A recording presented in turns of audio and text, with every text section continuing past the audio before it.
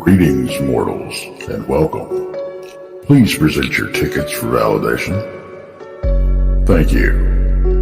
Your existence has been acknowledged, and you have been granted access every Thursday and Friday. You will be accompanying your guides, Krista and Brandy, along with a world-renowned guest.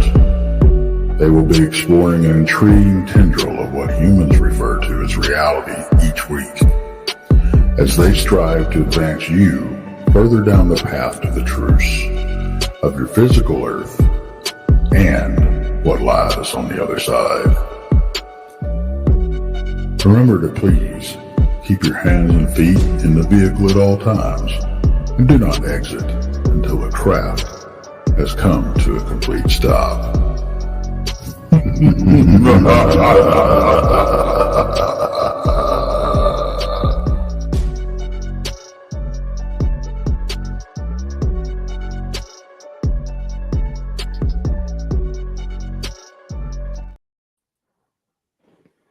Hey, good evening now. Goodness me. It's been a terribly long week. Terribly long week. Thank goodness it's over. Thank God it's Friday. And here we are. Krista is not with us tonight because, again, I think Ava has a football game that's going on, of course. Here at the, on our team, it's family first. We always agreed on that. So I have my fellow podcasters, of course, Jason McLean and Donny Cho.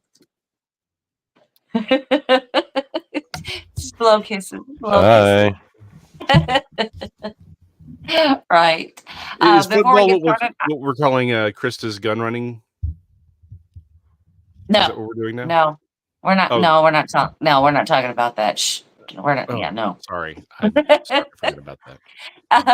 I just want to tell everybody real quick, please hit that thumbs up button. And if you have not checked your subscriptions lately to any of your favorite podcasts, make sure you do so. YouTube is at it again and deleting subscribers. So make sure you check those again and hit that notification bell to make sure that you know when the shows are. Because I'm telling you what, I hear on the front porch, Blondes, everybody show, Donny show, everybody show. We're every night. We've got a show every night. Sometimes we have two. Mm-hmm. So make sure you tune in to all of those. And I believe they should be in the description of this show if Krista did her job. And if not, I'll just tell her, hey, Krista, you only had one job. Just one job. Just the one. I do like to someone pointed out that essentially the logo for the Blondes Booze logo and makes it look like it's a poster on the back of Donny's wall. Yeah, I know. You don't know. I'm their number one fan. Mm-hmm. Yeah, usually it's me. So I have us hanging in my room. But now Donny, I've gifted him the picture now, and he gets to hang it in his house. Sort of like it's hanging right. It's off screen, but it's right next to Recco Welch. Yeah, they're my muses. Right there, you I'm go. a super fan. There you go. Well, tonight's show, I do have to say, was not my idea. This was Jason's idea. Yeah, see him shaking his head. And so we're going to let Jason take over this show because this is, I don't know what we're talking about. Well, don't you want to do the introduction of all the people's channels and times and stuff, or do we not do that anymore? We cannot do that anymore. We're on 7 days a week. And like I said, every day, sometimes twice a day, sometimes 3 times a day. So we just don't do that anymore. That's why I tell them to look in the description down below of this show, and they should be all listed. There you go. I like that. So yeah, check the doobly-doo for all the other shows. Like, what did you call that? The doobly-doo? Or what do you call that? Doobly-doo? The doobly-doo. Yeah. In the bottom. There you go. So yeah, my thought on this was sort of in many ways a takeoff of the folklore is not phenomena material that I've talked about ad nauseum for the last couple of years. In that how often do we as paranormal and cryptozoological investigators, we get these descriptions of these phenomena, right? And we start categorizing them by what they look like. Mhm. And my question is, how important is that really? Because how do we know that's what any of this stuff even looks like? Like, how do we know that what we're seeing is what's actually there? Not even like, I don't even like the term shapeshifter anymore, because some of these things may not really have a natural form, and that what we're seeing may be created by us. It may be a cultural concept that they're adopting. Could be any number of things. So shapeshifter may not even be the right word.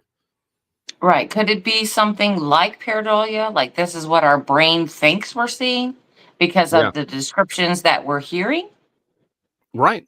Or it could just be it could be that our brain is co-creating what it looks like. Not that there isn't something there, but rather that the descriptions that we're getting may not be, again, that no one's lying, but that's not really what we're seeing, right?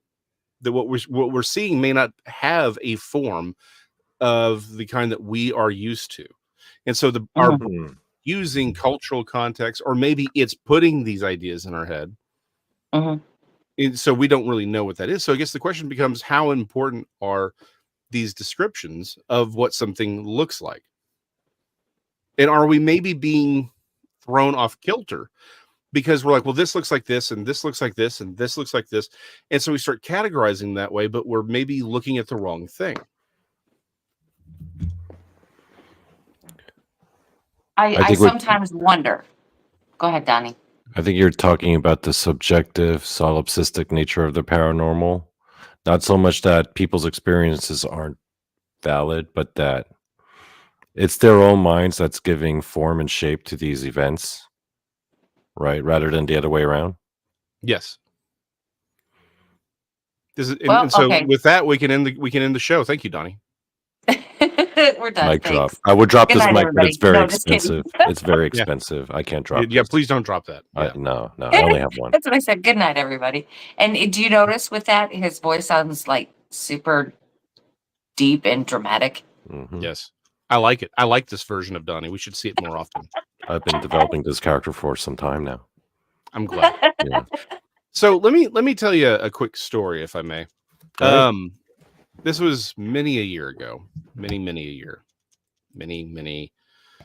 years ago now. Anyway, and one of the things, it was one of my archaeology classes, and the professor took out a bunch of pencils at different state of use. Some were completely brand new and unsharpened.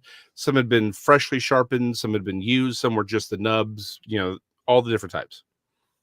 And he said, how would you categorize these? Because categorization, whatever. It's been a long week. How you catalog things, there we go. In archaeology can be very important, and often things are missed because of how we line them up. And he said, it's very tempting for archaeologists to look at material and say, well, we're going to group them by size, right? Which makes sense. Mhm. Because the problem is, though, we know what a pencil is, and we recognize that these are pencils at different stages of use. So they are actually all one thing. But someone who doesn't know what a pencil is may look at all these things and say, well, this is longer, or these are pointy, right? They may come up with completely different categories for them and assume that they're different things because of how they look rather than what they are and what their purpose is. I wonder how much of that sort of mentality of not looking at a pencil and trying to measure it, or trying to determine what it is by its size or its length or its pointiness, rather than by what it is sort of the problem that we're facing in the paranormal and in many cases cryptozoological community, right? To Donnie's whole point, it's not that these things aren't real, but we're categorizing them by the wrong thing, by what they look like rather than maybe what they do. or how they behave or where we find them. Can you give us an example of like a specific phenomena, like paranormal phenomena that you think could be put in those boxes? You know what? Actually, this is one of my favorite ones. Because again, everyone at this point should know, I think, that there is clearly a physical Bigfoot, a bipedal hominid running around. I think there's sufficient evidence for that. But that a lot of phenomena that we're encountering is not that, right? We're putting it in that box, but it's clearly paranormal. Well, let's use folklore for a second, because again, that's one of the things we all like to use is mythology and folklore, etc. Right?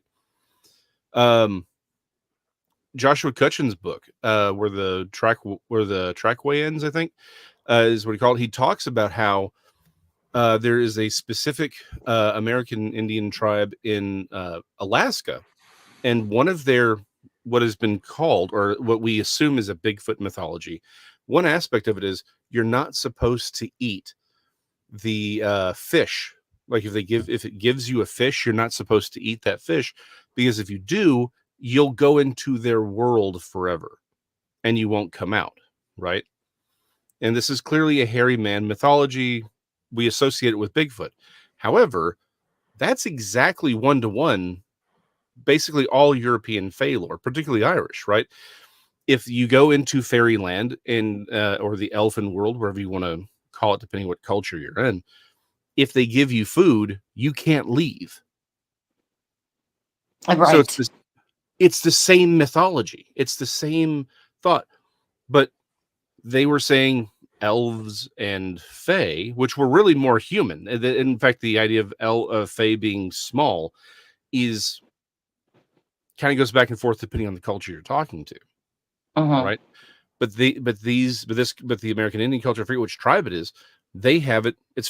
We would associate more with Bigfoot, this large hairy creature. So again, visually very different, but same mythology, same concept of, and on top of that, the fish that the quote unquote Bigfoot in that culture would give you, it's not even a fish. It's like tree bark that you think is a fish, which goes back to a lot of fairy lore where it's like they give you gold and you leave fairy world and it turns into dust, or it turns into leaves, or they're just pictures of Donny's face. Man, so if they offered me food and if I ate the food, I would be totally screwed and I'd be like stuck in another realm or whatever. Yes. Yeah. Damn, I would be screwed because I would take it. Yeah. I would take it. You were one of those kids that you were waiting for that white panel van to come around with the If free someone candy. gave me food, yeah. If someone offered me, hey, Donnie just came along and been like, hey, do you want here's a bucket of chicken. Would you like a bucket of chicken? I'll be like, sure, I'll take that bucket of chicken. And then bam, I'm stuck in the netherworld. I'm stuck in Narnia with the elves forever. Yep. That's it. That's what's gonna happen. I'd be screwed because I don't have discipline like that. I would take the food. Wouldn't you take the food if they offered you something really good? If they offered you like a Snickers bar or something? Well, that depends. Yeah, that depends. It would depend. Now, if I were around a bunch of them, okay, who knows what could happen? Yeah. I mean, they could send you in some type of trance or something like that, and then automatically give you the food, and you're just going to take it. But being in my right mind, I would not. You wouldn't? Mm-mm. Is there a food they could offer you, Brandy, that could break you? Like a Whataburger? Yeah, probably. See, that's what I'm saying. Probably. That's what I'm saying. They bring me a number 2 with cheese, no tomatoes, no pickles. I'm staying in fairyland. I know. I would be stuck, I think, with the fries and the ketchup. Yeah. Spicy, specifically, yeah. Yeah, the spicy ketchup. And all I know is if those fae, they offer me a Hawaiian pizza, I'm swinging in all directions. My fists will be clenching. Yep. I'm going to beat up some elves. It's elf beating up time. You'll be sitting there sweating. Take that filth out of my face, Hawaiian pizza. Pineapples don't belong in pizza, silly fae. I'm going back to the regular human world. That's right. You're not going to trap me. That's right. I'm too smart for those tricks. Right. Well, I'm trying to think about what you're saying here, Jason. with my up close and personal encounter Yeah. with Bigfoot, okay, Right. it took me a bit to Mhm. figure out what I was looking at. Yeah. Because my first thought went to, okay, that's human. And then I'm like, wait a minute, that is just too huge to be a human being. That, Yeah. it was just massive. So there was no way that it was human. Then my next thought process is, because I was in bear country, is that a bear? Right. So I'm thinking, okay, bear. And then I'm like, a bear doesn't Mhm. stand like that. Not unless they've got a As- hat, a cute little hat and a tie. Well, they don't have a humanoid stance. You know what I mean? So I'm like, that there's no way. So, like I said, it took me a little bit to get it to Yeah. click in my head what exactly I was looking at. Mm-hmm. And I don't know, because maybe sometimes we misinterpret what things look like, because I don't know, Yeah. maybe a fear for adrenaline. Mm-hmm. It could be a lot of things. Oh, yeah. Oh, 100%. In fact, one of the things I'd like to talk about, again, as an artist, I've learned we don't actually ever see anything. This is all our brain constructing things from the information that's come in. That's why illusions work. That's why you can look at art and it's a clearly 2D painted thing or drawn thing, and you give it form and depth and motion because your brain is interpreting these things. If you've never, I wish I could find the video and upload it so we could do it without, we could watch it. But there's this old illusion. You can find it online. Essentially, it looks like a set of windows in perspective, right? And you spin it, and it looks like it's just flipping back and forth, right? That's what your brain is telling you. But when you put a pin through it, like you attach it and then you spin it, it looks like the windows are going one direction and the pin's going the other direction. It's moving through each other. Because your brain can't understand, because your brain's trying to process what you're looking at. And so it can recognize the pins going this way, but it thinks the windows are doing this. So it has to go through it. So you see the pin moving through the windows because you don't actually see anything. That's one of those things. That's why illusions work. That's why optical illusions can make you dizzy, right? And so in the same way, I'm wondering how much of this phenomena are we looking at, and we're basing it on the wrong thing. We are, again, this is one of the senses. It's valid. We need to process it, but do we need to maybe make what we're seeing less important than the where and the what's actually happening and maybe the other circumstances? Because if we see larger patterns in thought and folklore or whatever, maybe that's what we need to start categorizing things by. Okay. So, like, and like you said, maybe we should start separating these things and put them in categories due to maybe what they do and not what they look like. So, say if they're cave dwellers, we put them over here. If they're forest dwellers, we put them over here, and maybe something like that. Or are you talking about maybe the way they What about the forage way for we do like food close or- encounters, the way we categorize those, right? First CE1, CE2, CE3. I think that's a pretty good system in terms of categorizing like types of encounters, right? Yeah. I mean, maybe, but the problem is it sort of also assumes what you're encountering. That's the other problem. So you think we should expand the CE system to like cryptids and paranormal stuff and not just UFO stuff? Maybe rework that. Well, yeah, maybe. Well, that's what I'm trying. Maybe that's the conversation I'm trying to have. Is do we even know? Again, do we even know that it's UFOs that we're dealing with? Or let me rephrase this: do we know they're aliens that we're dealing with?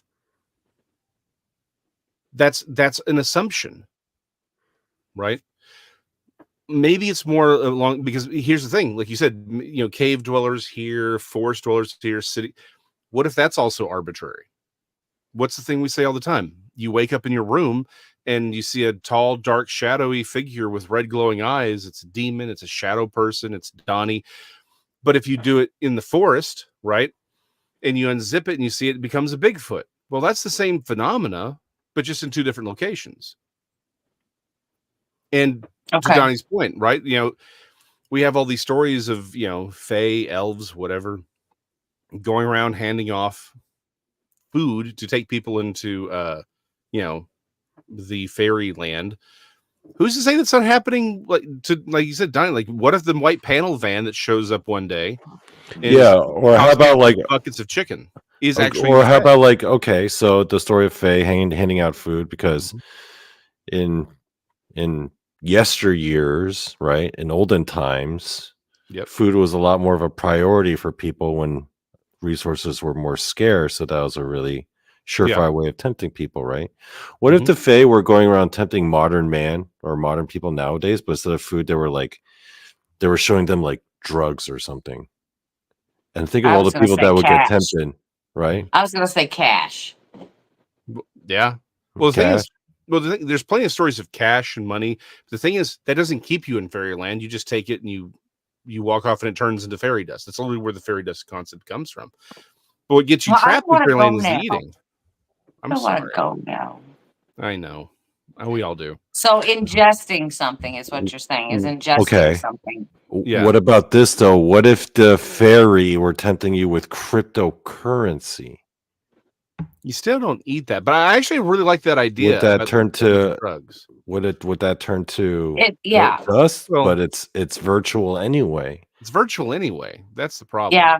Well, maybe that's the whole workaround of the gold turning to dust thing. Is crypto? The whole cryptocurrency thing is like, as soon as you get the cryptocurrency in your account, you leave fairyland, and then your computer crashes and you don't have it. Yeah. Or the hard drive you have the crypto on turns to dust. There you go. But I'm fascinated by Donnie's point about the drugs, because that he may be onto something. Like, again, that's why we keep our Asian carp friend around. If you haven't seen Donnie, I am the Asian carp of humans. Yeah. Yeah. But that's actually a really good point, right? Because it's like you take it and you put it into your body. That's the same thing. It's the same concept. Mm-hmm. And so here's the thing, like the whole missing 411 thing, right?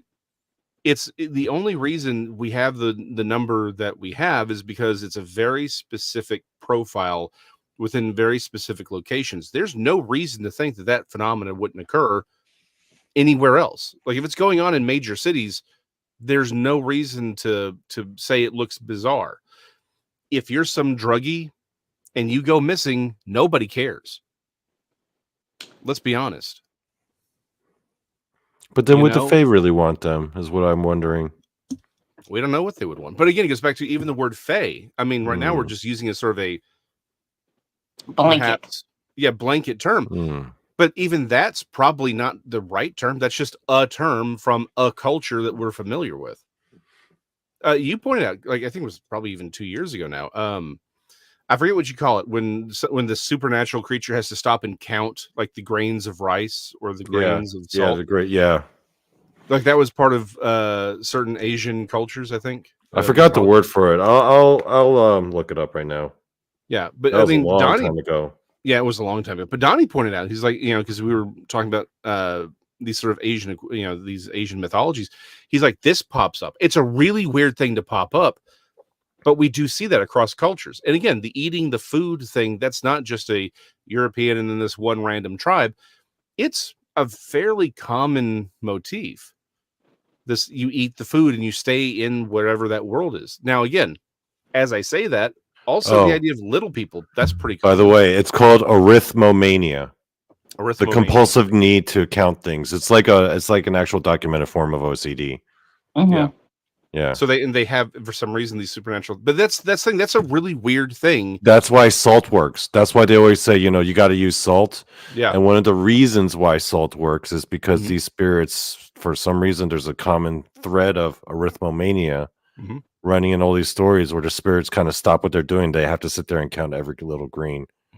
Yeah. Like they have So to. They if don't you know throw why. salt out there, they could be there forever. They could be. That's why salt is used in protection and laying Mhm. out boundaries. And that extends to Asian cultures. They Yeah, it's like say the rice same thing. Yeah, specifically, right? rice. Mhm. But it's got to be something that's white, and there's got to be a lot of it. Right. Right? Well, Yeah, I mean, the offering of food thing. yeah. Like a Nickelback concert. Yeah, exactly. Like you beat me to it. I was trying to figure out which concert I wanted Yeah. it to be, but yeah, Nickelback works. There you go. But I mean, take humans, okay? I mean, it wasn't too long ago when you would go over somebody's house and the first thing they'd offer you is food. Yeah. Mm. That was their way to say, hey, welcome. I want you to feel at home. So Yep. here's some food. So maybe that's their way of saying, hey, here's some food, but why don't you stay? Right. Well, that's literally the point. Is that particularly in like Irish mythology, it's one of the things they talk about a lot. Is you don't want to stay there because they will make you a slave. Then you literally just live in fairyland as like a slave. Like Donny would be a cabana boy. Probably. What? I would take over Fairyland like it was Conan the Barbarian. What are you I talking mean, about? depending on the work that I'd have to do, it might be a vacation. That's what It'd I'm be saying. something that I'd look into. Yeah. Mm. Well, particularly if they had Wi-Fi. I mean, you'd imagine that they'd keep up with the times. So I'm just saying, they got Wi-Fi. It may not be all that bad. Right? That's true. I mean, that is true. But like I said, if it was Mm. better than it is here, I might seriously consider it. I mean, because you see all the memes out there of the aliens abducting people, and they're like, this is going to be a vacation, or Yeah. I'm ready to be abducted. It's a better alternative to what's going on now. I don't know. I mean, of course, I'd miss all my family and all that, but yeah, it probably would be fun, I guess, compared to what we are dealing with in today's society. Well, you think so. I would hope so. I would hope so. But it goes back to, if these things aren't exactly what we're seeing, right, then maybe it goes back to that's sort of the bigger problem here. We may not even fully understand what's happening in that world. Because again, what we have are stories. We don't even know what these things are. And that's assuming all of the things are kind of the same thing. What if there are different things? Does the size matter?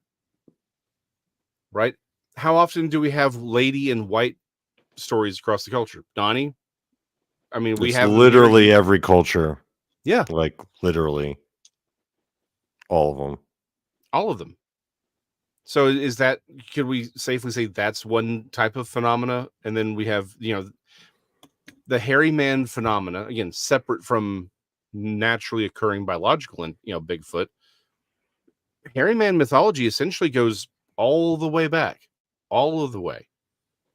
Every culture's got some version of the hairy man, the wild man, the thing that's human but not human. That's out there, to the Romans, the Greeks, it was the faun and the satyrs. You have Enkidu, you have the Leshy of Indo-Russian mythology. It's kind of all the same thing in a way. I mean, Donnie, what do you have for the different? The Yurid in China, they have. I mean, they don't really have.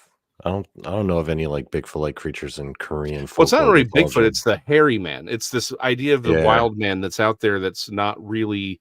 It's more foresty. I guess the Yurid in China would be the best example for that, in the Asian equivalent, at least. Well, in many ways, elves. We like leprechauns, right? We think of them. Well, they're small. Except the older stories, they're not that small. They're not wearing green. They're actually wearing red fur coats in the oldest stories. So I know you've got versions of stuff like that in Japan. I forget their names, but they all fall under the yokai, I think. Yeah. Sort of banner of. Yeah. Well, yokai is a very like all-encompassing, broad. Like there's all sorts. So it's kind of like kind of like just a general blanket term for like supernatural beings, really. Okay. Mm-hmm. Yeah, because I feel that's Yeah. where the Fae is at Yeah. these days, because Yeah. it's such a vast Mm-hmm. subject. Well, 'Cause, it's like with vampires. Remember, we did that show on vampires, and then we figured out that the reason why, like Brandy, if you've noticed in movies, right, how vampires have so many different powers, where that all yes, comes from. Yeah. The reason why they had so many different powers was because there was all this paranormal phenomena happening in like Europe and I don't Mhm. know, since like medieval times all the way to like, Mhm. pre-modern, right? During all that time, there was all of the paranormal phenomena people were experiencing. They were just all lumping in as vampires. That's why they're able to Mhm. turn into mist. That's why you got to invite them in. But they're also like dogman like creatures, like big wolves, cryptid bats. They just lumped them all in, right? Every time someone encountered a new cryptid, it was like, oh, that's a vampire because that's it's a vampire. yep. Mm-hmm. Every time someone had scratches in their sleep, oh, there's also a vampire. So what? Yeah. Vampires have like every power now. They have every power. Yeah. Essentially, all the Yeah. different thoughts and the different things get crushed together by culture. If they saw a UFO come in and beam one of them up, they'd be like, "Oh, there goes that vampire again." Yeah, I mean, that's why I get confused a lot when they start talking Yeah. about the different variants of Dogman. This is where I'm getting confused Mm-hmm. because I'm sure not every Dogman looks exactly the same. I'm sure there are No. different, you know, attributes, should you say? I don't know what do you want to call it? But they're not all the same. I mean, I know what Donny would bring up if we were on his channel. oh, Well, the I mean, church. yeah, exactly, the church. Well, no, but to your point, I've got accounts of people saying, "Yeah, I saw a dog man, but it's got antlers and like hooves." And that's the point, right? How many times do we have these stories where it's like someone uses a name and they describe what they saw, but is that what they saw? Mhm. And are we right to, we often try and say, well, this was a dog man, this was a Bigfoot, this was a whatever. Even the shadow person versus any other phenomena, we're describing them, we're clumping together by what they saw, but is that an accurate measuring stick, essentially? I know one account where someone reported a dogman sighting, 2 of them actually together. And when asked what they were doing, the guy reported they were smoking cigarettes. Like actually smoking cigarettes. Hmm. Well, I mean, Like standing there all casually, just like, they're on their dogman break. Like they're on their dog man break. Yeah, and they're just saying they're just casually smoking cigarettes. That's what he reported. Well, so here's the thing. I haven't had that particular story told to me by, about a dogman, but the idea of something unknown, something weird, doing something that normal or that sort of, that's not unheard of. Yeah. Throughout the centuries. mhm. I mean, that's why we have all these stories of gnomes or elves or fae or whatever, and they're just doing normal people things, right? Like they've got pipes, we depict.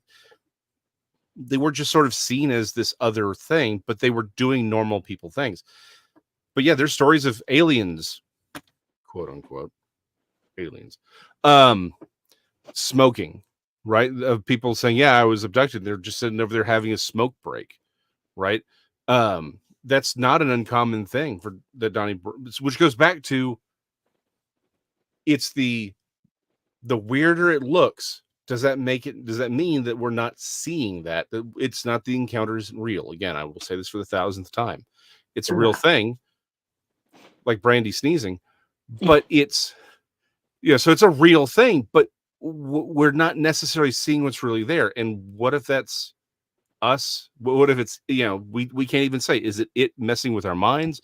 Is it our minds trying to create, like you said, pareidolia, essentially, where it's like we're seeing a thing and our brain is just trying to pull up whatever it's got and is trying to mash it together into something that makes sense. Well, we have to think of another. There's something else here that's at work. Okay, What if you and I are standing together and we look at something and we see something totally different? Which is very common. That is Yes. wildly common. Which is why when people say they all see the same thing, I'm more inclined to think that that was a physical thing that something saw, right? Right. But there's how many times do we have people standing in the same, like right next to each other, and then they're seeing something and the other person isn't seeing anything? Right. Lights, creatures, they're like, I don't. One guy is saying, they're like, I don't see anything. I've got plenty of accounts. I don't think this individual has given me the right to tell this story publicly, so I won't. But this individual was in the field, known to both of us, with other people, and they were seeing lights, balls moving back and forth, even coming sort of around the camp. And this person was looking around and not seeing anything at all. This person's like, I don't see anything. And they even said, it's above your head right now. And the researcher looks up, nothing there. Mm-hmm. So this is very common for people to see different things while they're standing next to each other. Oh yeah, I mean, I've actually had that occur with a bunch of people standing in the same campsite, and we're seeing orbs. But the description of the orbs that everybody was seeing were different. Yep. They were not the same. Some saw them bigger, some saw smaller, some saw, different colors. It was I don't know if it was their perception or if that's what they were really seeing. Didn't something similar happen to you over in Brown Springs, Jason? Or was it with Gary? Well, so I was something like that happened at Brown Springs. Yeah, essentially it's kind of the same thing. Again, the weird stuff doesn't usually happen to me. But they had gone up. This was the big sort of aha night. They all went up, and you had Lainey and Tex and Amy together. They had their encounters. You had Gary Spikes and Senior having their encounters, and essentially they're all seeing different things. Junior was seeing essentially what we would call the Alux, right? Senior thought he was seeing a big cat move around, and they're all looking at these different things. And Tex, Amy, Laney, and them, they're just having all kinds of weird EM things, and the spook box they had was giving them names and things that made them think we need to go back down to the truck because they're calling out his Amy's husband, who's back in the truck at the base of the mountain, base of the hill of the cemetery, and it used Gracie, which is the name of Tex's truck. So all three groups essentially seeing different things and having completely different experiences all at the same time. And of course, during the time, the one weird thing that does kind of happen is me and Ranger X were talking, and there was what sounds like a whippoorwill, but if you listen to it, it sounds like someone making the imitation, like imitating a whippoorwill. It doesn't sound quite right. Yeah, it doesn't sound quite right. So you throw us into it. That's four different, while this is all happening at the same time, four different groups of people essentially having four different encounters. So there you go. Now, again, we got the sound on audio, so that was a real thing. Right. But what of the other three, right? Junior seeing a lot, these shadowy figures. Pops was seeing a big cat. Amy Lane are having this sort of almost poltergeist-esque phenomena. Mm-hmm. All at the same time, basically all in the same place.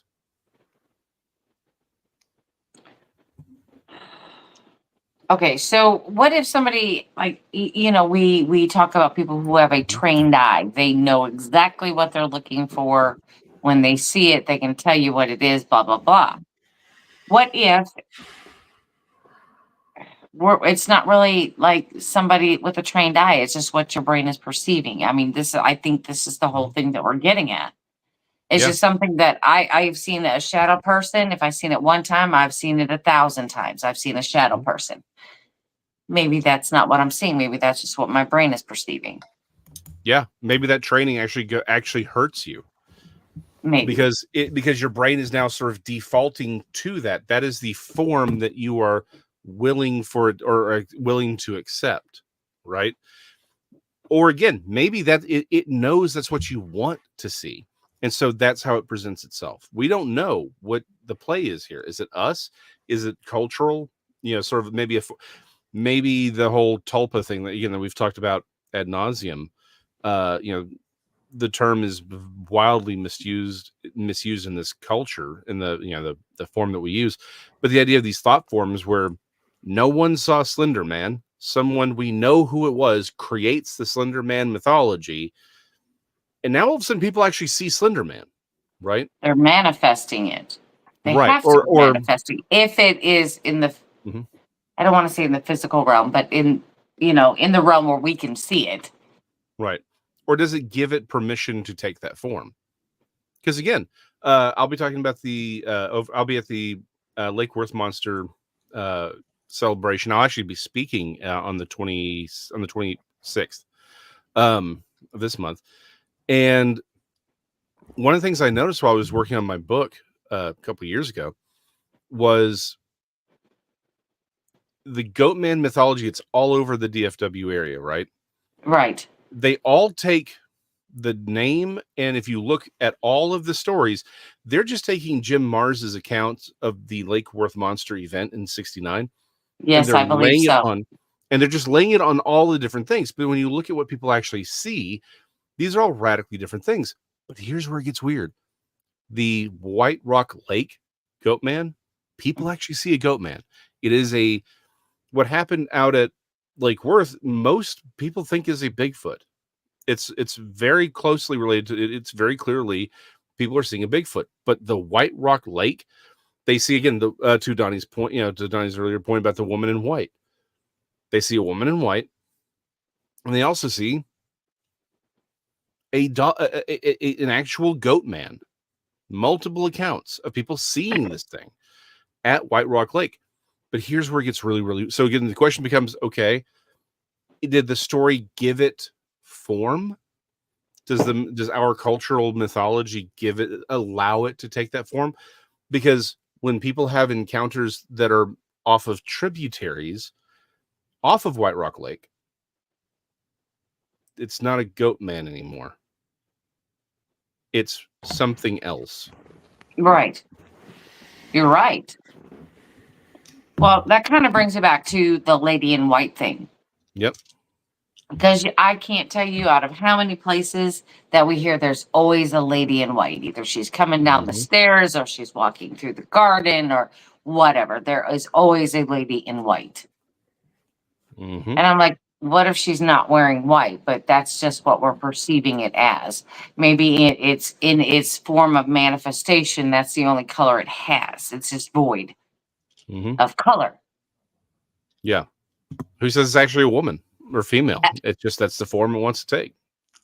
Exactly. Because, as we say with dealing with spirits, you really never know. How do you know that you're dealing with a woman in white? Or, I mean, the biggest thing is if it says it's a child, be very careful.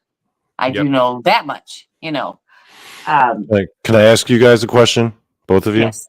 Yes. Do you feel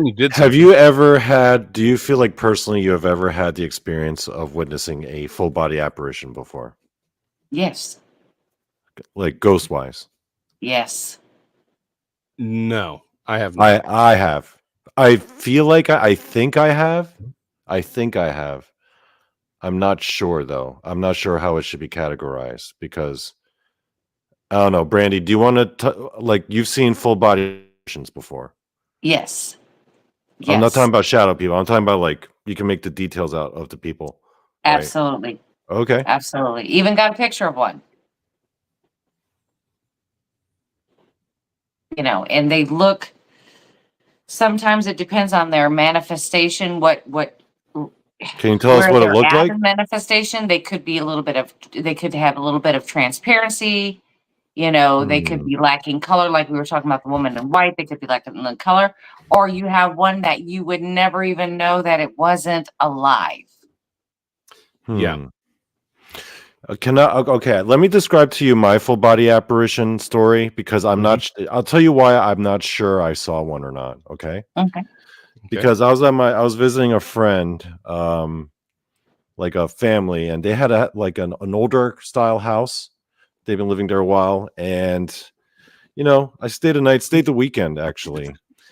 And I remember it, they were telling me about how it was, Civil War area, like there was a lot of history on that land. I remember I woke up one day, I looked over at the mantle, and I see two people. It was like a skinnier Caucasian guy. He had like overalls on, Mhm. and it was like this larger black woman who was dressed like she was like out of like the 1800s, like standing by the mantle. Okay. Here's the thing though. I was fully awake. It was the morning. I was sober. I was rested and everything. I just remember looking over at that mantle, right? And I'm looking at it. But here's the thing, that image of those two people, it wasn't as if they were just physically standing there. It was as if that visual image, like my mind's eye, something hijacked my imagination where I mentally visualized those two people standing there against my own will. It felt more like that than I was actually looking at two ghosts standing like 5 feet in front of me. It was like Well, I was you could looking at the mantle, and then the thought of the mental image of them standing by that mantle was somehow like forced my mind's eye to think that. And I had no reason to think that. I don't just randomly picture that. And the weird thing though, their faces, all the details were all like gone. Like I couldn't see their faces at all. It wasn't even black or nothing. It was just no information. just Just like void of blank. Yeah. void of Yeah. features. Yeah. Well, Isn't there a I'm like, does that count? well, so here, I would say it does. I Absolutely. would But say that's more importantly, Donnie, isn't there a Korean ghost that doesn't have a face? Like it's Yeah, like the that's egg part ghost. Yeah. it's specifically part Yeah. of the story, Yeah. right? Yeah. The egg ghost. well, I mean, it's also this. I mean, maybe that was your brain trying to rationalize, hey, that's not real. We've got to figure out, maybe I'm just making this up in my head. Maybe that's what I'm Yeah. doing when actually you're actually seeing it, but you It can't wasn't wrap like I your wasn't mind around looking it. at them because somebody in the chat asked Donnie, could you see through them? I couldn't see in their direction. I wasn't seeing them in front of me. It was something was forcing me to visualize something standing by the mantle as I was looking at the mantle. That Yeah. Like a okay. perception more than a Yeah. seeing. Right. So we talk about the clairs all the time. Mm-hmm. Like a clear audio. I'm a clear audio. I hear them completely. It's easy. But then you're talking about you have a visual. So that could be something like they put the picture in your mind for you to see. You know what I mean? There is that one. I got to remember the exact clair it is, but it's the one where you can see it in your head. They're giving you the vision of what they look like. And that comes down to having abilities. Mm-hmm. Donnie, you and I have talked about that before. Well, here's the idea though. You can't see full body apparitions without some abilities, right? No, that's not true. Anybody can see them if they Yeah. open up to the possibility. Well, so let me push back on that one because I have not, but I have a friend, police officer, and he was like, once I sort of came out and said, look, this is what I'm doing, this is what I'm researching. He's like, okay, I'm going to tell you because you're the only one who will believe what I'm about to tell you. Okay, dude's a cop. Dude's a pastor. He doesn't even really believe in ghosts in general, right? Like it's just not his thing. He's a cop and a pastor? Whoa. Yeah. And a skeptic. Damn. And a skeptic. This guy's like a superhero or something. Yeah. Yeah. There's a joke I can only tell after the show. Remind me later. Anyway, so he's doing these patrols out in Wilmer Hutchins area, which is it is technically a suburb of Dallas, but it's a very rural part of Dallas, right? It's right around 45, or I-45 and Trinity. So a lot of river bottoms, and it gets very rural very, very quickly. And there's this house, this abandoned house off this road that, the cops would check every so often because that's where people would go and, do drugs and whatever. And it's the winter. It's like 20 degrees, maybe 15 degrees. So it's cold. Fahrenheit, for those of you who are watching overseas and you use metric, Fahrenheit, 15 degrees Fahrenheit. Very, very cold. And this house, it's not a slab, it's pier and beam, so it's up off the ground a little bit. And of course, they all go and they check inside and just make certain no one's in there. Well, there's like a main front room where these windows that have been busted out are, so you can see into it. And essentially, that floor is gone and just goes all the way down to the ground, right?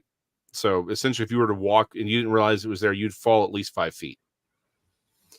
So he's just doing his rounds. It's like 1 in the morning, and he pulls up on the house. And he's like, "It's so cold. I wasn't even going to go into the house. I just wanted to see if there was any visual from the outside, that there was something going on. And if there wasn't, then I was just going to leave." He pulls up, and in the headlights, there is a man, no shirt, in overalls, but he's standing, and he can see through the window. The dude is standing essentially in the middle of that hole. So he should not be able to stand there. And it was, he threw that car into reverse and called for backup. And of course they get there. No one's there. He says one of the most scared he's ever been, outside of this one demon and possessed man that he Wait, met. hold on. Can you go rewind a bit? So wait, where that guy was standing where? So imagine the house, right? All pier and beam.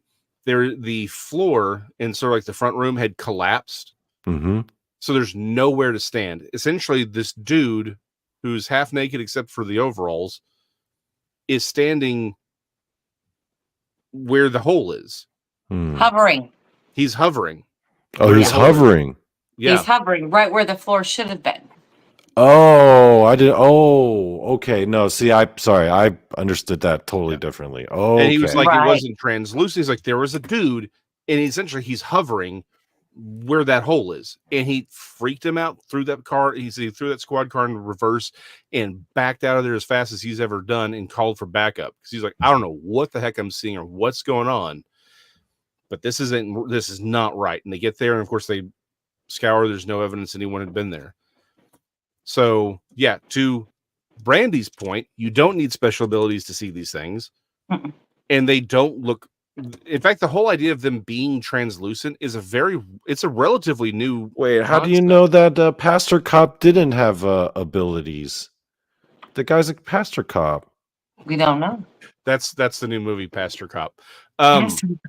Yeah, maybe he's got latent abilities that he didn't know.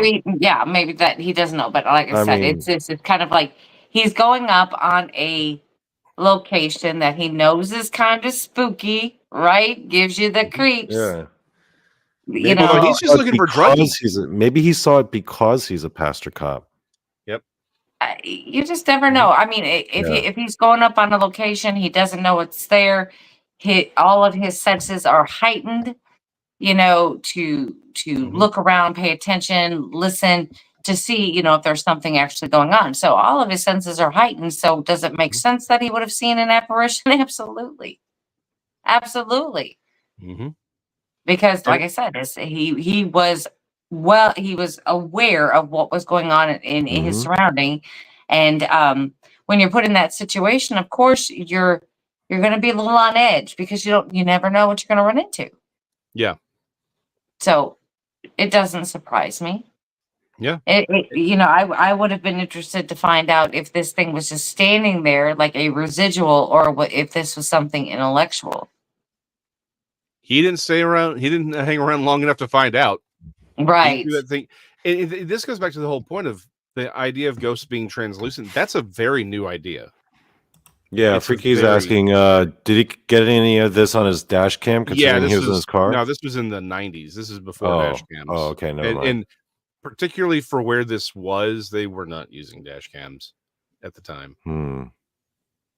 It may have even been the very, very late. It was either the very early 90s or the very late 80s. I forget off the top of my head. Oh, but yeah, it was, no. Yeah, this is long before the whole dash cam thing. And how do I say this? Wilmer Hutchins was not about the. This was part of the Dallas beat, so they were not about to use a squad car that had anything that sophisticated in Wilmer Hutchins. Well, this story that you told, Jason McLean, has gotten me optimistic. And you know why it's gotten me optimistic? Because it's either one of two things. Either it was a ghost or superpowers are real. Yeah. And I want to believe in the possibility that superpowers could exist. I want to believe it too. I want to believe that too, Donny. And I want some. I want some superpowers. Yeah, I want superpowers. Be careful of that, because usually superpowers have some sort of drawback. I just thought Donnie was impressed and was really optimistic because he likes seeing half-naked men in overalls. Bib overalls. Yeah. Okay, now, so did he have one up and one down? Or did he have both? He didn't go into that kind of detail. Oh, that's an important detail, man. That gives you a clear sense of that person's character. And he probably just saw the overalls and the guy and said, "That's it. I am not studying this man. I'm out."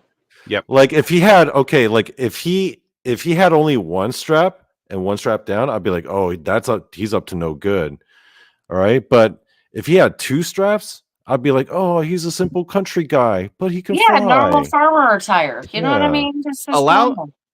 As someone who spent a little more time in the rural area than perhaps Donnie has, than Senor Cho, I assure you, regardless of how those overalls are buttoned, if they're wearing overalls, they're always up to something. Just straight up. Something's up. So that's why. Never trust a man who's just given up on belts. They're just like too lazy to use belts. Well, there's reasons to use an overall versus a belt. I'm just saying, if they're not wearing the shirt and it's just the overalls, it doesn't matter how that thing is hooked. They're up to something. I don't think I've ever worn. I don't think I've ever worn a pair of overalls in my entire life. That's because you've lived a very sheltered life. I'm curious now if they're super comfortable or something. They're like redneck bathrobes. They are. Now I know back in the 80s we wore modified overalls. I've worn work overalls before. I mean, at least that ghost was comfortable. At least he was dressed comfortably, I guess. Well, I mean, it was like 15 degrees. I don't know how comfortable a ghost is going to be in that temperature, but I bet they didn't feel a thing. Obviously, he can fly. That's an assumption. So he can an assumption. Maybe they do. In fact, maybe they like it when it's cold. Or maybe they can't tell the difference because they're ghosts. Assuming it's a ghost, yes. Yeah. I mean, of course, how often that's do we hear about cold assumption. How often do we have hauntings that have cold spots? Right. Right. I have had a couple hot spots too. Yeah. Where I've been in a location and say I have a thermal camera and then you notice these handprints or footprints that have actual heat signatures to it. Yep. So in Korean shamanism, they call those the spicy ones. The spicy. Yeah, those are the spicy ghosts. Right. Yeah. Right. It's just like, but they always say, like, my mom always told me, and grandma, all the old ladies in the family, they'd always say if you have very warm hands, that they're healing hands. Yeah. And mine are always red because they're always hot. What if your hands are always cold? Because people say my hands are always cold. Then you're a woman. Is that what it is? Yeah. Oh. Well, you'd have to check your pulse to see if you, are not a spirit. Well, considering his love of K-pop, I think we've already established that he's a woman. What? There are plenty of men that love K-pop. What are you talking about, sir? How dare you? Plenty of men. How dare you? Okay. Under the age of 25. I'm sorry, we don't have that big Texas aesthetic Not all of us cultures abide by that, Texas. Sorry. My Mhm. bad. Hey, as long as you apologize and you recognize, I understand. I'll let it slide. So that being said, but it goes back to we like to classify things by what we see, because again, we're even saying, well, this must have been a ghost because it looks like a person. Why are we even making that assumption? We don't know what that was. That could just Well, then what else could it be? Well, with him being a skeptic, okay, with him being a skeptic and not anticipating or looking for something like that and actually seeing that, Okay, do you yeah. not think that Assuming his first visual account would be correct? Well, it's not about whether, again, it's not about correct or yeah, incorrect. assuming that we're buying the fact that he saw what he saw. Yeah. And he saw a guy floating there. I mean, what else could it be? Well, but it could be anything that has the ability to make you see something. If we're dealing with something that's supernatural or that's paranormal, what's the story? How do you know? Yeah, how do we know? What's the thing we talk about all the time, right? The whole 2D versus 3D thing, right? Mario run around. How does a 3D thing like us interact with the 2D world? What does a fourth dimensional or 10th dimensional being look, when it looks at us, when it interacts with us, what would that even look like? The most Mario would ever see if we put our hand into try and talk to him would just be a line. It may be that again, whatever the whole point is, it isn't that what is being seen isn't there. It just may not be what we're seeing. It's just whatever our brains or whatever it wants us to see. Given that he wasn't primed to see something, I would be more inclined to think that it wanted him to see that. But that just may be what it wants him to see. And that's the problem with this entire question. Since we ain't got the Spookatron 5000 patent pending, we don't know. And so it goes back to, what do we do? Well, it's an old house, therefore it must be a ghost. Again, is that even the right way to catalog this? Because that's all assumption. It's all assumption on our part. Well, I mean, we can rule a few things out by overalls. Maybe we could rule a few things out though. Like, okay, if you had to choose between it being a ghost versus it being an alien, I'd be like, yeah, I think that would be more of an example of a ghost, right? Could be alien projecting through some psychokinetic abilities, a random guy in overalls, or it's more likely it's the spirit of a dead guy in overalls. But there you go again. There you go. Yeah. With what Jason is saying, okay, so maybe you're perceiving that this thing is more on the ghost side. Maybe that's what your brain is telling you, when it could be indeed an alien or whatever. That's this whole thing that we're talking about here, is maybe the categories we have them in now are incorrect. Maybe that's we not. Can, maybe that's why we're not progressing in our investigations in our stuff, because we are just not looking beyond what our brain is telling us. You know what I mean? It's just kind of like your brain says, "Oh, it's this. Okay, it's got to be that." We're not thinking outside the box. We're not considering it could be something else. We're just like, okay, I saw Bigfoot. Yeah. So maybe that's why we're kind of halted right where we are with finding out more of the truth. Well, same thing goes with the whole alien thing. Why would we assume that these really are extraterrestrials? I mean, think about it. Everyone likes, everyone likes to, the whole point is, oh, well, these people had these encounters way in the day. They called them fae, they called them elves, they called them gods, they called them angels, whatever, but they're actually aliens. Well, hold on. Yes. So we all admit and we all accept these are all sort of the same phenomena. Why would we assume that the alien interpretation's any more valid? Because we don't have, while we have a fairyland equivalent with the whole UFO thing, right? You go into the UFO, weird things, time passes differently. It's all the same phenomenon, but we don't have the association of quote unquote UFOs with some of this other phenomena. What if, and again, considering how drastically the UFO phenomena has evolved and what people encounter over the last 60 to 80 years, it seems to be evolving with us and with our interpretations of it. Again, we're working off of a lot of assumptions on this, on what things look like, and how we're seeing it may literally be us. It may be our cultures that's interpreting one phenomena, but again, like those pencils, right, that I described earlier, we're saying, well, this one's long and has a flat tip. This one's long but has a pointy tip, so it goes over here. This one's short and has a pointy tip. It goes over here. Instead of saying, well, no, they're all pencils at different stages of use.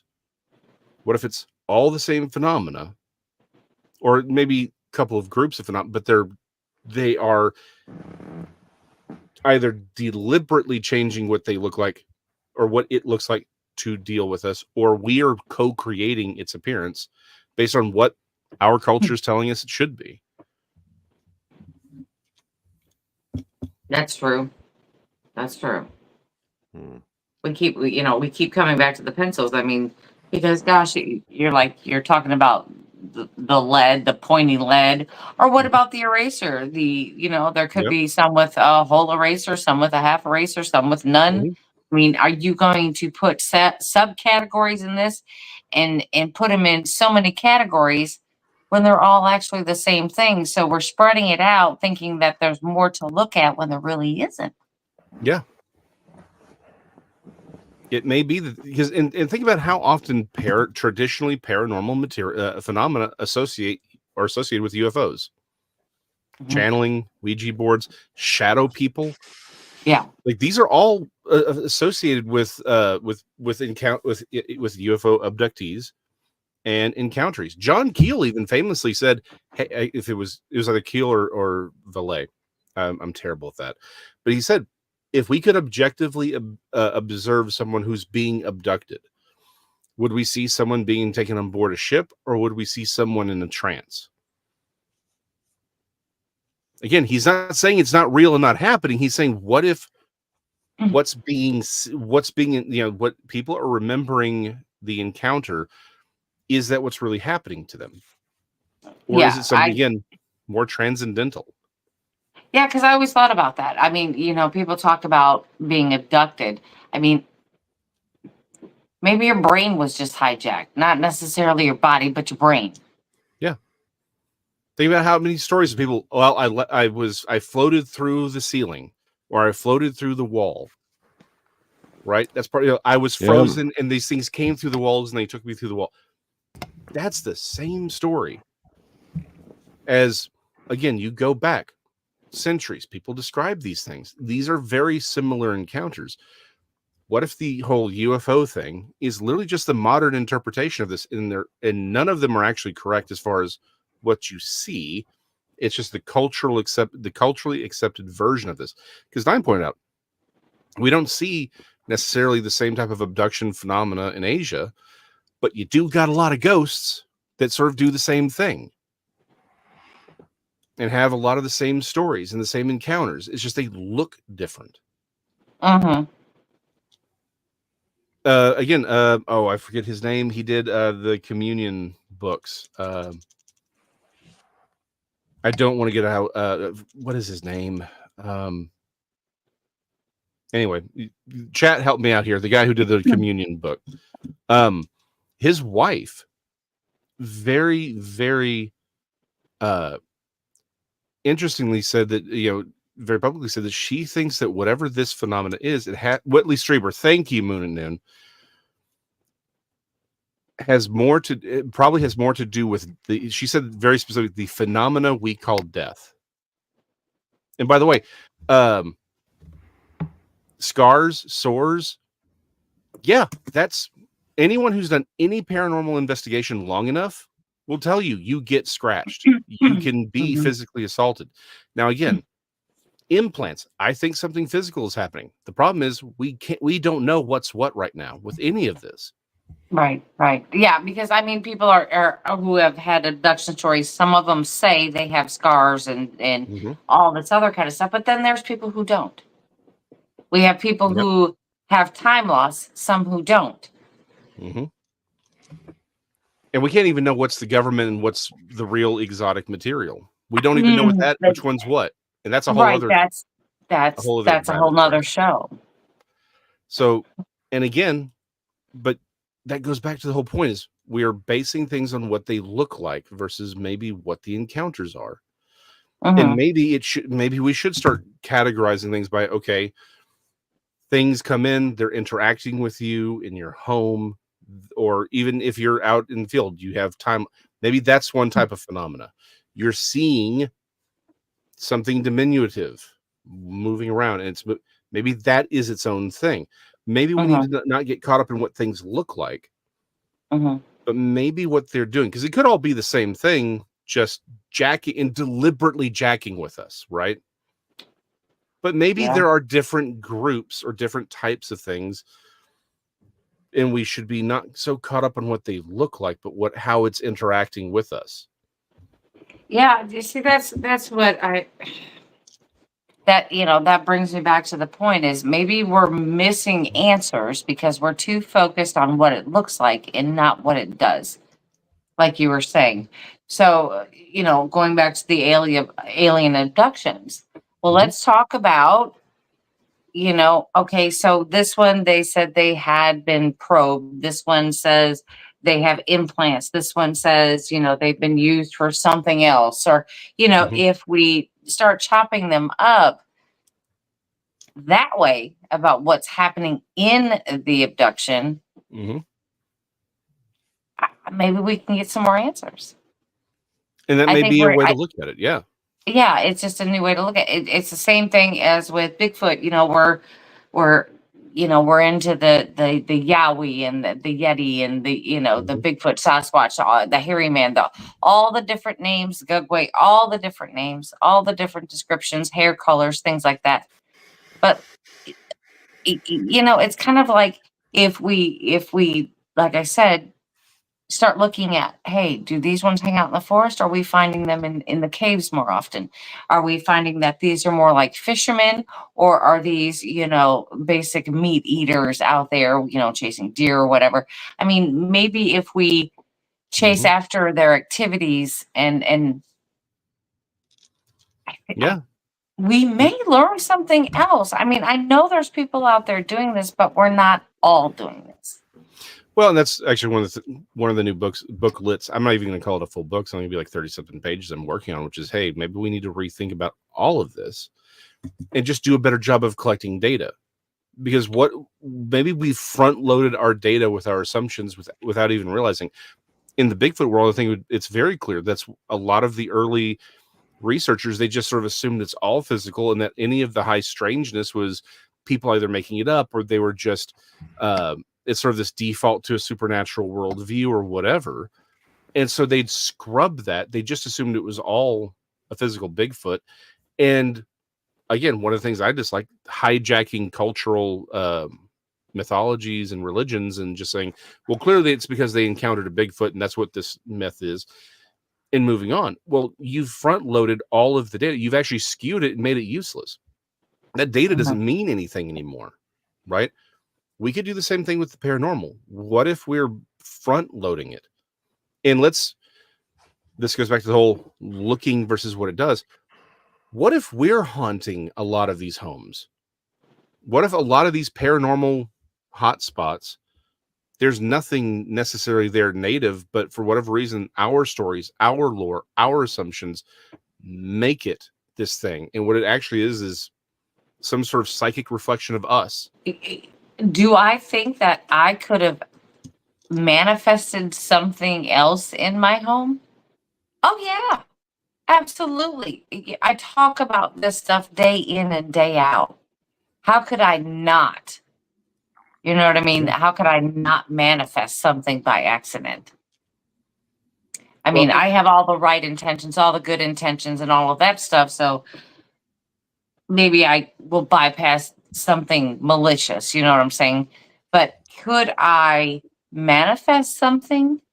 Yes. Just like Jason, you could manifest something. Donnie, you could manifest something. I think what he means is The only way for paranormal events like that to manifest at all is they need a perceiver, right? Like if a haunted house has no people inside it, no occupants, then is it still haunted? There's an argument to be made that no, because there would be no one around to perceive it. And only by having someone perceive it can any of this stuff manifest. Well, there you go. It's like the old saying is when a tree falls in the woods, does it still make noise? Yeah. Yeah. It's one of those things. So I it's something we'll never know. But I mean, I think you're right though, Jason, by opening our eyes to other things versus what something looks like. Yeah. That is sort of the main point is, and it's really just to get people to think a little differently. Because again, Donnie's point is half of my last thought. But the other part is, what if it's literally just us reflecting ourselves, right? We are putting these thoughts into it. It's not that something new is there. It's a puppet of our own making, a thought form, if you will. And we're sort of interacting with ourselves in that point. And maybe that's what some of it is. Clearly not all of it, because this stuff is going around doing things that it's clearly not. But what if some of it is? We need to start thinking about this in different ways, cataloging it differently. Maybe we need to take a step back from our assumptions and just do a better job of asking people questions that are less leading, and not hanging our hats on what we're seeing per se, but maybe different activities. And to your point, if we have more data, we could start maybe finding other points of interest, right? Points of, oh, hey, maybe we wouldn't have seen this. In things that are a little bit easier to catalog, even something as wild as human behavior, we've noticed, people have done things where it's like, hey, we realize we don't even know why per se, but if you want your mailers to do better, put a fuzzy animal on it. Advertisers were like, hey, we did these mailers, same numbers, same people, same whatever, but the ones that had this fuzzy rabbit on it took off. People interacted with that, right? It's like and no one expected, and they said, and everyone said, yeah, here's the deal. We know that works. We don't know why.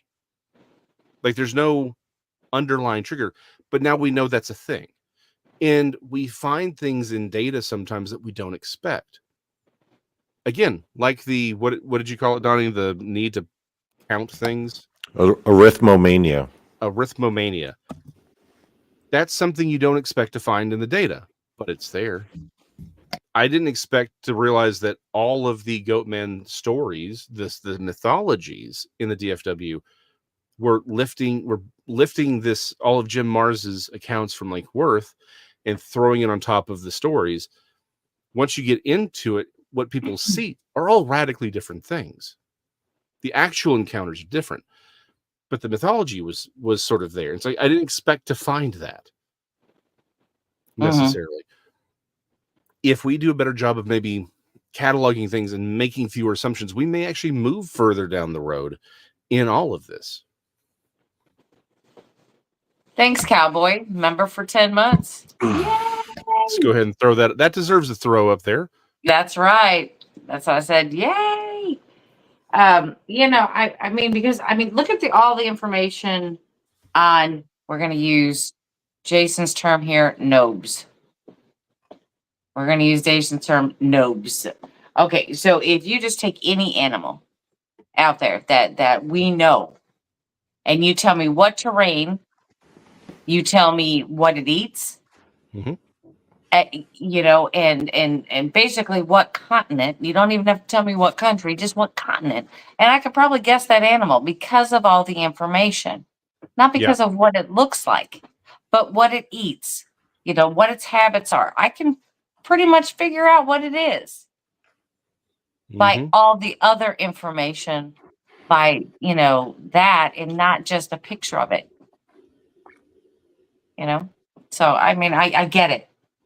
Well, and thank you for bringing that up. Thank you for mentioning that, because that's almost a even better. There's a second point that I think makes that that makes your point even better than I would have come up with. We had to radically redo bird classifications like 15 years ago or so, because we discovered when they started doing genetic testing of all these birds that, and cataloging things again by genetics, they said, hold on, there are whole new species of birds we thought were the same because they looked the same. And it turns out they're not the same bird. There were birds that were moved from their taxonomies that were named for that bird because they didn't relate to the rest of the family that they had named for it. Oh, okay. So again, once we got better genetic testing, we were like, oh, hey, hold on. This was a big deal. Like I said, 10, 15 years ago. I'm saying 10 to 15 years ago because I'm getting old now, and that makes me feel better. But we started realizing when we would catalog things on how they looked, we got right, but a lot of things we got wrong. Mm-hmm. We discovered new species. We realized things were related. We didn't realize were related because we were going on how we saw things. So again, that was a piece of data that once we had, we're like, oh, hey, our visual assumptions were wrong. And to your point, we know what things are. So if we have enough pieces of data, we can identify it without looking at it. But if we only go by what we look at, we're going to mess it up too. Because just because something looks one way doesn't mean it is a thing. Right. Well, Moon at Noon says a great example is blue jays are crows. They're in the crow family. Yep, they're corvids. Isn't that something? And they look nothing like a crow. Nope. I'm trying to remember. There was one. It was a big one too. There was a bird. It was like we named this whole species for it, and it's not a part of that species. I just cannot remember which one that is. I'll have to look that back up. Is that kind of how like everyone thinks like hyenas are canids? Yeah. Well, like they're canids, but they're not dogs. Yeah. They're part of. They're higher up the chain. Well, it's again. They look like really tall foxes. Maned wolves, right? Down in South America. Yeah, they say that they're more closer related to like weasels. Yeah, than dogs. Yeah. But they look like they would look like a traditional canine. Yeah, I mean, yeah. Same thing with the hyenas. They're technically, but yeah, I mean, there's all kinds of things like that where it looks like it should be one thing and it's not. Yeah, I mean, as long as they fill that same ecological niche, I guess, right? Right. Yeah, and we've seen that where there are creatures that fill they fill the same niche, to Donny's point, and so they have a lot of the same adaptations. So we think they're related, and they're not related in the least. Flying foxes and bats, not related at all. Mm-hmm. But we just, we're like, oh, look, here's this bat. It's a fruit bat. Well, it's not a true bat. They're completely different, but they have wings that look the same. So we just assume they're the same thing.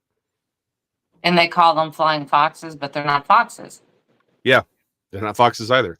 They are adorable, though. My wife hates it. I love those videos where they have them wrapped up in, like, the little baby ones they have wrapped up in burritos and they're feeding them. Oh, and the guy's just jamming that banana into its mouth?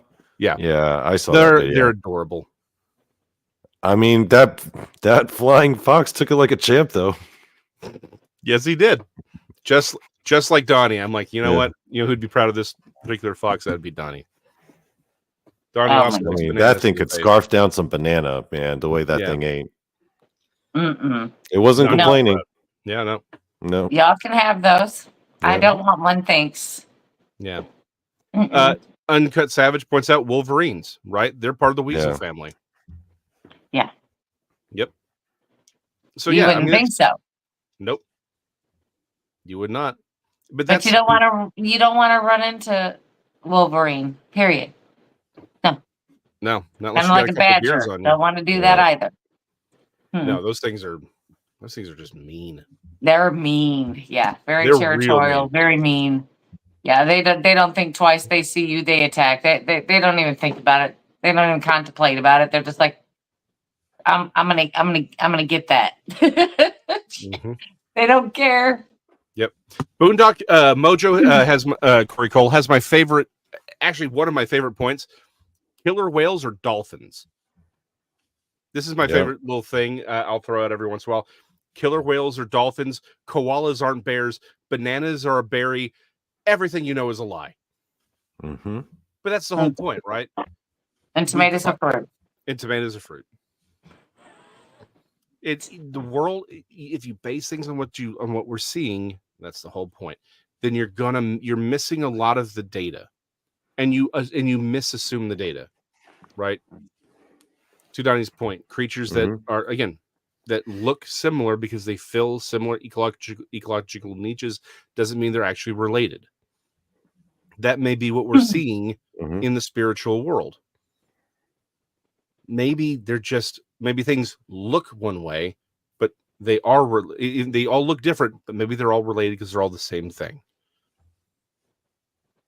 Maybe we just need to rethink all of this. And yes, platypi are from another planet. Yeah. So put that puzzle together wrong. Okay. Yeah. Yep. So there you go.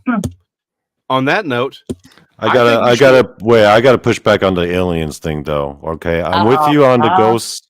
I'm with you on the cryptids. Like if they're all like of the similar phenomena or the same phenomena, that I'm cool with. But aliens, nah. Okay. And earlier you asked what's the difference with aliens? Aliens have spaceships that come from space. Do they? Or do they? Space. Or do they? Or do they? Or maybe they come from our oceans. Maybe the platypus is just their disguise. With ghosts, psychic phenomena, cryptid, shadowy beings. It's Earth stuff. Earth can get cute. Earth spirits can get cute. But when you got spaceships from space coming down from like light years away, and they're coming here, that's serious business, Jason McLean. Is it though? But are they serious? Or do they want? Or is that what the government wants you to think?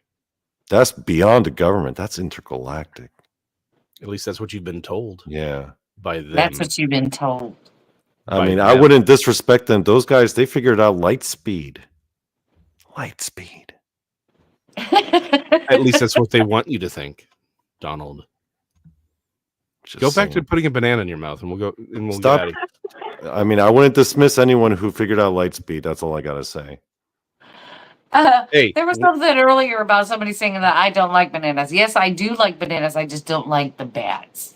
You can call it any name you want. Yeah. You can call it a bat. You can call it a flying fox. They're all bats. Adorable. They're like they're sky puppers. That's all they are. And I love me some banana bread. I do too. Yeah. And Who doesn't love banana bread? Everyone loves banana bread. I do. It's almost that time too. Hey, it's fall. Yeah. Woo! Oh, pumpkin bread. I love me some banana bread, but it's pumpkin time. Pumpkin bread is particularly the kind my wife makes is the best thing you'll ever eat in your life. And I love zucchini bread. I'm just one of those. Yes. She also likes zucchini bread. Her zucchini bread is also amazing. It's gluten-free zucchini bread too. It is also the best thing you'll ever eat in your life. And no, she's not standing next to me with a gun. So this next time I see you, I expect you to have some, so I can taste test. Well, that depends on how. The whole thing. That depends on whether or not we have the time to make that, because we're very, very busy at the moment. Well, I know. But let me know next time you're coming down. I'll make certain that she, puts her life aside to make you some zucchini bread. Oh. Okay, well, I know when I'm coming, so I'll let you know after the show. There you go. But with that I never even heard of zucchini bread. What is zucchini bread? Well, how would zucchini make bread better? That's a whole conversation. I've never even heard of this. That's a whole nother conversation we'll have with you later. What the hell is zucchini bread? It's bread made from zucchini. Actually, I'll have her make pumpkin bread because, I'd rather have that. But why zucchinis? Why not like eggplant? I don't know. I don't cook. I don't know if anybody does. I make rice, but that's about it. I've never looked at a zucchini before and been like, that would look so good baked in bread. All right, Donnie. The next time I see you, I will bring you some zucchini bread. Never even heard of it, but okay, I'll believe you. See, this is because this again, Donny, you're sheltered. That's right. You're sheltered. That's right. That's right. All right, On that everybody. We're gonna wind down this show, and we're gonna let Jason get back to his stuff that he has to do because he was saying that he's got to do some packing of stuff and put it away. So I don't envy you. I feel sorry for you because I don't want to do it on Friday night. Nope. And unfortunately, I have training I have to do tomorrow for my job. So instead of having all of Saturday to do this, I'm gonna have 5 hours of my life drained from me very painfully. So and then do this. So yes, this weekend. My birthday weekend has not turned out the way I wanted it, but it's fine because I get to spend some of it with you. Oh. All right. For those who are not easily offended, don't forget to watch Donny Cho tomorrow night at 8:30 p.m. Central. It'll be and a what fun are you show, doing this week? guys. I'm still finalizing some plans. It all hinges on It's a surprise. it all It's a hinges on surprise. whether or not this individual can make it. But if the person can make it, my show will go this way. If that person does not make it, my show will go this way. We shall see. Donny Cho says stuff, and Yeah. sometimes we don't know what it is until it happens. So there it is. All right, everybody.